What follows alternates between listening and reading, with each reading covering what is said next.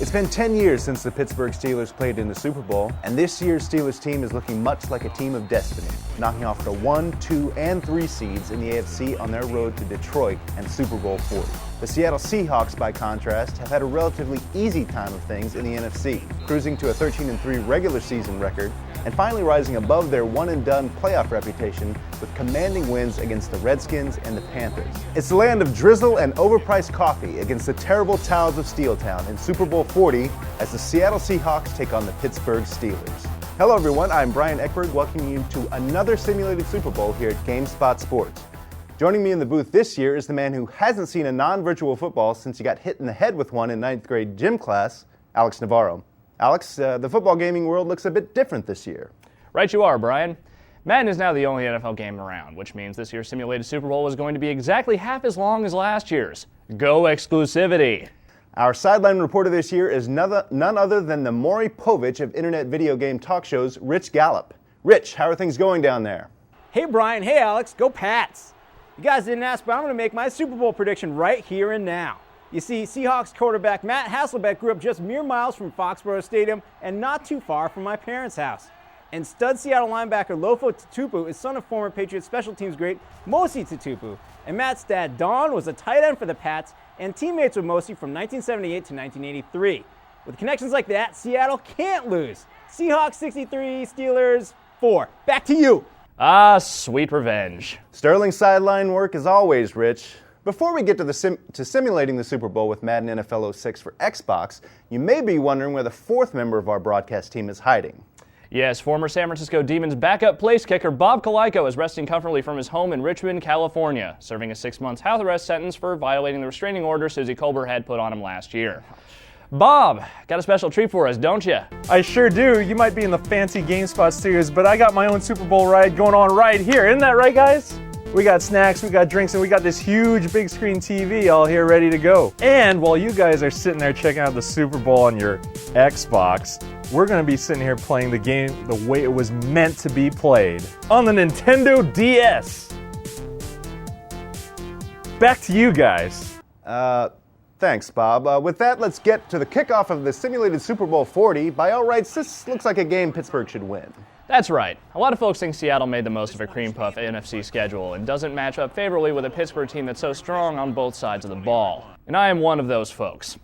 We're a few minutes in, and surprisingly, it's Seattle's defense that's getting it done. Check out that punishing hit on Ben Roethlisberger by Bryce Fisher.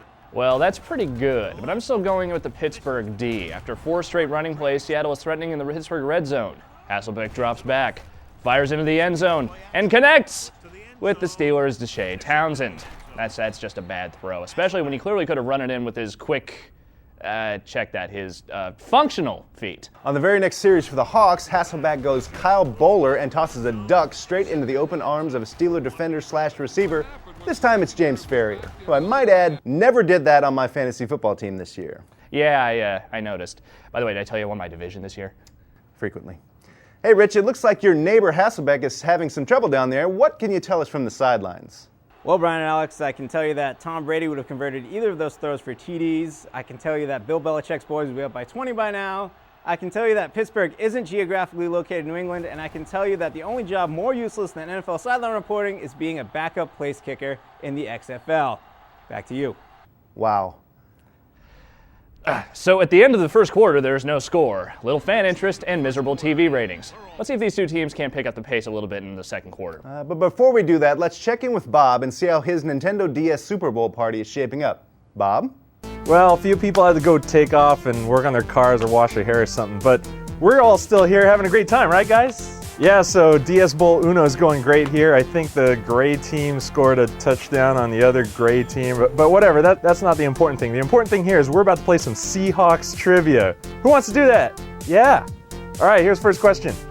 What film did former Seahawks linebacker Brian Bosworth debut in alongside Piranha Part 2 star Lance Henriksen and the substitutes William Forsythe? Who's got it? The answer is Stone Cold. Oh. Sounds like a lively one there, Bob, but before we bust out with Kurt Warner with a C, we've got our first points in the game. 2 missed touchdown opportunities for Seattle, and now Pittsburgh is rubbing salt in the wound with a Jeff Reed field goal. Steelers up by 3 early in the second. And the way this game is going, that might be the only points in the game. God, I hate kickers. Who doesn't? And hey, 2 more possessions, a handful of great catches by the likes of Bobby Ingram and Darrell Jackson, and Seattle answers back with a successful field goal attempt of its own to knot the game at 3. Add 1 more field goal and Seattle is up 6-3. Bob would probably call this fiasco the game of the century. Meanwhile, the Seahawks' Shaun Alexander is quietly working his way towards 100 yards in the first half alone. Quite a gutsy performance by the former Alabama running back. Rich, we understand that Steelers QB Ben Roethlisberger is experiencing some tightness in his throwing arm. What can you tell us from down there on the field? Jack crap, Brian. Seriously, I don't care. Back to you. Rich, we just kind of want to know if he's, Nope, back to you. Go Pats. But, Really, back to you. Huh. Well, 1 more field goal for Seattle in this place-kicking bonanza, and heading into halftime, we've got a 9-3 ball game. Alex, your thoughts? I'm kind of thinking about hockey right now, frankly. What about you? Marshmallows. Bob Kaliko, how you living? Well, the girls had to leave, go to a date or something, but we're still here with the hardcore DSGs. Ain't that right, Fitty? Hey, kicker, who won the Seahawks Trivia? Yeah, the final score was... Hey. I don't care. And who's winning the DS Super Bowl there, Bob? I don't know, it's kind of hard to tell, really. We tried hooking it up to the TV, but I couldn't figure out how to do that. Hey, Brian, what would a Super Bowl broadcast be without a halftime show? About 45 minutes shorter.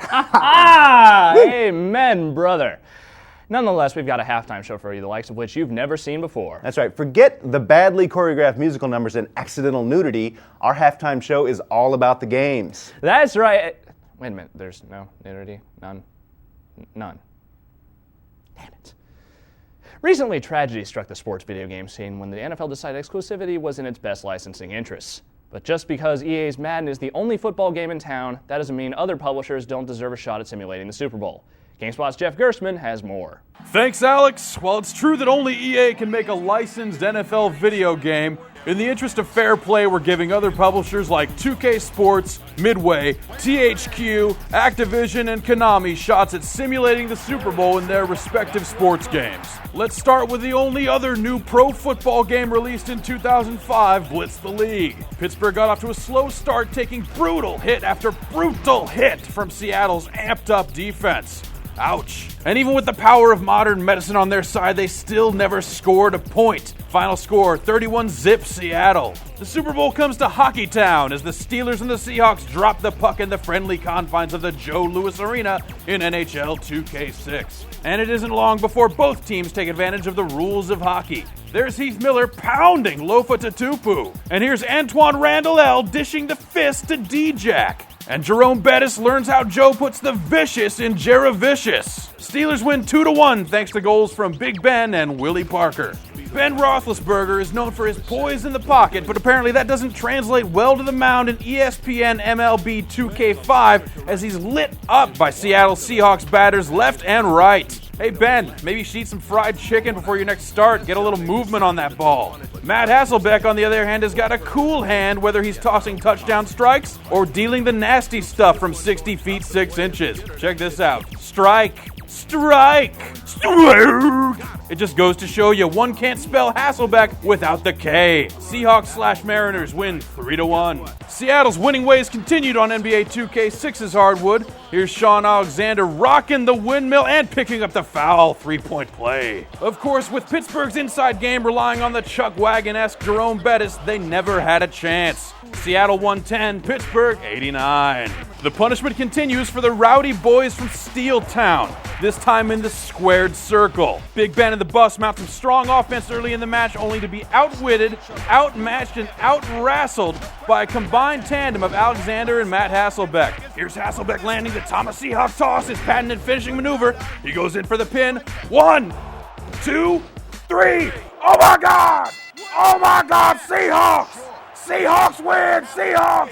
He's going to WrestleMania! As good as Sean is on the mat, let's see if he can handle the mean streets of LA, courtesy of Tony Hawk's American Wasteland. Ben Roethlisberger's got sick control here as he nails a cross ollie upside down flapjack with a double nut twist. He's just toying with Alexander. There's a faceplant to Fakey with the and oh man, somebody call a mortician. This guy's killing himself out there. Well, Sean, there's a concussion or two that you can't fake.